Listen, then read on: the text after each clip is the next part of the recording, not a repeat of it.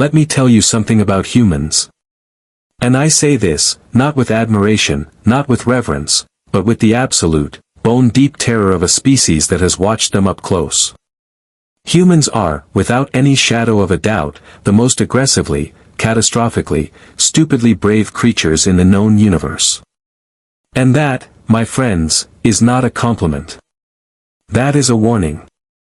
My name is Vorruk. Senior Observer, Class 9, assigned to the Galactic Monitoring Division under the Supreme Collective of Orethis Prime.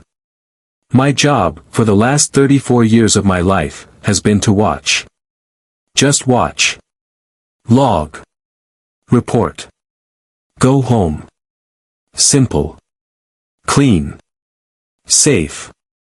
That was the plan, anyway. It started on a Tuesday. Humans love Tuesdays, apparently. Nothing important ever happens on a Tuesday, they say. Nobody expects anything from a Tuesday. And that, right there, is exactly why Tuesday was when everything went wrong. The Black Sun Protocol was not supposed to be activated. Let me be very clear about this. It was a failsafe. A last resort. A break glass in case of extinction level event type of document that the Supreme Collective had buried so deep inside 17 layers of encrypted command structure that it would have taken a full planetary council 6 months just to locate the password. The humans found it in 11 minutes. 11 minutes. Commander Dara Koss, a human woman with short red hair, 3 coffee stains on her uniform jacket, and the kind of eyes that looked like they had personally argued with the universe and won, sat in front of a terminal that absolutely nobody had given her clearance to touch. She was chewing something. Gum, I believe. She was chewing gum while dismantling the most classified military architecture in the Orethian star system. Koss, her second-in-command said, a young man named Theo Vane, who had the unfortunate habit of sweating every time something illegal was happening, which meant he was absolutely drenched right now. Koss, if they catch us. They won't, she said. Chew. Click. Chew. Click. But if they do. Theo. She turned to look at him. Slowly. Deliberately. The way a predator looks at something it has already decided not to eat, but only barely. Have I ever been caught? He opened his mouth. He closed it. He wiped his forehead. Great, she said. So relax. I was watching all of this from our observation post on level 7, which is a very fancy way of saying I was crouched behind a piece of equipment I was not supposed to be hiding behind, holding a recording device with shaking hands. My colleague, a young analyst named Parrot, was next to me, doing what Parrot always does in moments of danger. Absolutely nothing. Just blinking. Repeatedly. She is going to activate it, I whispered. She cannot activate it, Parrot whispered back.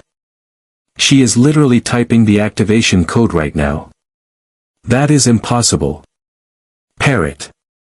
Look with your eyes. Parrot looked. Parrot blinked 6 more times. Here is what you need to understand about the Black Sun Protocol. It was designed by the Supreme Collective 112 years ago, during the age of the Vorruk conflict, as a weapon of absolute, total, last-stand desperation. It does not fire a missile. It does not deploy an army. What it does is this. It reroutes the entire energy grid of a star system, forces every piece of Orethian military technology to go dark, and then, from the silence, it broadcasts a single signal. A signal so powerful, so ancient, so specifically designed to terrify every known species in the galaxy, that it had never, not once, not ever, been tested on a live system. Because every scientist who had studied it had the same conclusion. It works. And once it works, there is no turning it back. Commander Koss hit the final key. The lights went out. Not just in the room. Not just in the facility. Every screen, every panel, every blinking indicator, every humming drive across the entire Orethian military network went completely, utterly, perfectly dark. And then, from somewhere in the deep infrastructure of a system that had been asleep for over a century, something woke up. It breathed. I know that sounds dramatic. I know that sounds like the kind of thing I am saying for effect. I am not. The system breathed. There was a sound, low and enormous and everywhere at once, like a lung the size of a planet expanding for the first time, and every single person in that facility, human and Orethian alike, went completely, instinctively, evolutionarily still. Koss, to her absolute credit, did not flinch. She leaned back in the chair. She looked at the ceiling. She said, quietly, with the calm of someone who had just done something that could either save everything or end it, "There we go." Theo made a sound. It was not a word. It was simply a sound that a human makes when their body has not yet decided whether it is going to run or stop functioning entirely. I looked at Parrot. Parrot looked at me. And from somewhere deep inside the station walls, in a frequency none of us should have been able to hear but somehow every single one of us could, the Black Sun Protocol began to sing. The singing was not beautiful. I want to make that absolutely clear before I continue. Whatever ancient, half-mad engineer had designed the Black Sun Protocol had apparently decided that the most terrifying sound a civilization could broadcast was something that sat precisely between a funeral hymn and the noise a mountain makes when it decides it no longer wants to be a mountain. It was low. It was patient. And it did not stop. Parrot grabbed my arm. His grip was surprisingly strong for someone who spent most of his working hours filing reports in triplicate. "Vorruk," he whispered. "What do we do?" "We observe," I said. "Because that is what observers do. That is the job. That is the one thing I was absolutely, professionally, contractually supposed to be doing in that moment." And then the wall behind us opened up, and 3 armed Orethian security officers stepped through it, and one of them pointed a phase disruptor directly at my head, and I thought, well, observing is probably over. They did not shoot us. Points to them for professionalism. Instead, they escorted Parrot and me through a series of corridors that I had definitely never been authorized to walk through, past a series of doors that had definitely never been opened while I had been stationed on this facility, and into a room that I was fairly certain did not officially exist. Commander Koss was already there. She was sitting at a long table, boots up, arms folded behind her head, looking for all the world like a woman who had just activated a century-old weapon of mass psychological destruction and found it to be a moderately interesting Tuesday afternoon. Theo Vane stood behind her, still damp, clutching a tablet to his chest like it was a life vest.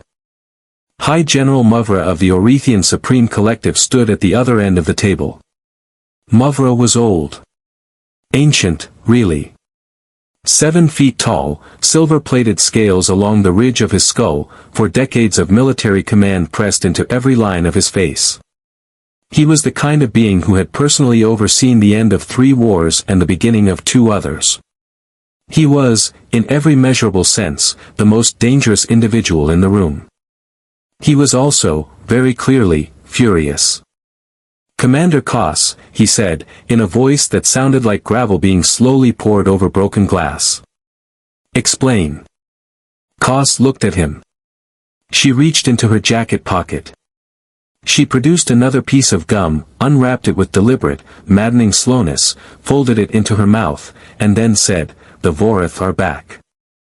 The room went quiet in a very different way from before. This was not the quiet of awe or terror. This was the quiet of every single being present suddenly recalculating every assumption they had made about the last 48 hours. "That is not possible," Muvra said. "General," Koss said, sitting up now, and her voice had changed. The casual ease was still there, but underneath it, something harder, something precise and cold and absolutely certain. "I have been tracking their signal pattern for 6 months. 6 months of filing formal requests through your office, through the Collective's intelligence arm, through 3 separate diplomatic channels, and receiving absolutely nothing back. Not a denial. Not a confirmation. Just silence." She tapped the table once. A holographic display bloomed open above it, spreading wide and sharp and detailed, showing a star map that I recognized immediately. The outer edge of Orethian space. And there, moving in tight, methodical formation along the boundary perimeter, were 11 signatures that had no business existing anymore. Vorruk warships. Muvra stared at the display for a long time. The kind of long time that a very powerful person takes when they are trying to figure out whether they were wrong or whether they are about to admit they were wrong, which are two completely different processes. "You activated a protocol that has never been field-tested," he said finally. "A protocol that broadcasts our location to every major civilization in this sector. A protocol that cannot be deactivated." "Correct," Koss said. "You did this without authorization." "Also correct." "You did this," Muvra said, very slowly, "because you believed it was the only way to force the collective to act." Koss looked at him for a moment. Just a moment. And then she said, very quietly, "I did it because those 11 ships are not scouts. They are not a patrol. I did the math, General. I ran the numbers 17 different ways and I kept getting the same answer. Those ships are the forward element of a full assault formation. And the main fleet, based on their current trajectory and speed, arrives in this system in roughly."